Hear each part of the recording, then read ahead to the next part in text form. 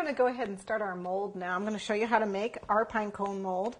I want pine cones for my holiday cake. Now I could make them out of chocolate clay by molding the clay and snipping it, or hand molding petals, but it takes a long time, and I'd rather just be able to pop it in a mold and out. So I'm going to use this. It's food safe. You can use any kind of a pine cone. This just happens to be one I happen to find around my neighborhood. We have pine trees, but you can get them at the craft stores too in bags.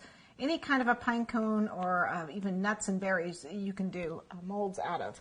So the way this works is there are two parts. As you can see, I use this a lot. There are two parts, a part A and a part B, and you need equal portions of each of them. So to make this mold, I have to have some help because my fingers aren't long enough anymore. Okay, so here's a portion of the first part. This stuff sets up very fast. It only takes 20 minutes to start solidifying. On equal parts, that feels pretty equal. They're not real exact, which is really nice. The nice thing about this putty is it does stick to itself, so if I find that I've made something and it's not quite big enough, I can actually mix some more putty up and add to it. It's really nice. You can make a flat mold, so you can make veiners. Grab a leaf out of the garden, roll this flat and press the leaf into it, or you can just mold anything. Like I said, I've got a pine cone here. Okay, this feels like they're about the same, so what I do is I'm going to mix them together, and I've only got a few minutes, about 5 minutes of work time. So be ready to go once you mix these together. They're like a catalyst to each other. So I mix it together, nice and thorough.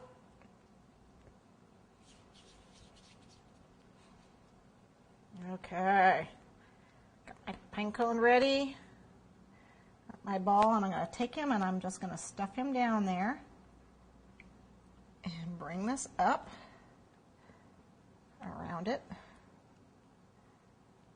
Make sure it's in there. It is.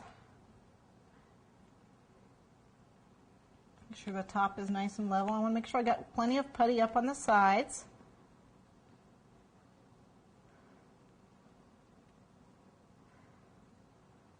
And the nice thing about this is I can actually trim it. You can cut the top of it. If you got it up too high or didn't like something, you can actually trim this with scissors once you're done.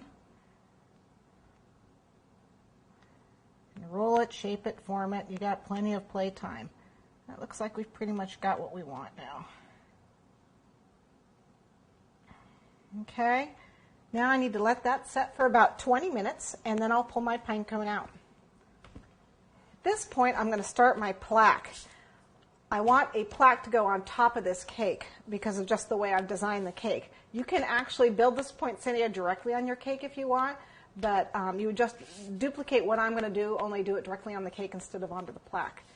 But I want to cover this with sugar, so I've got my, I could actually use what I used on my cake. I could use rolled buttercream or fondant, but I've actually got the chocolate clay already here, so I'm going to use it. So we're going to roll it out.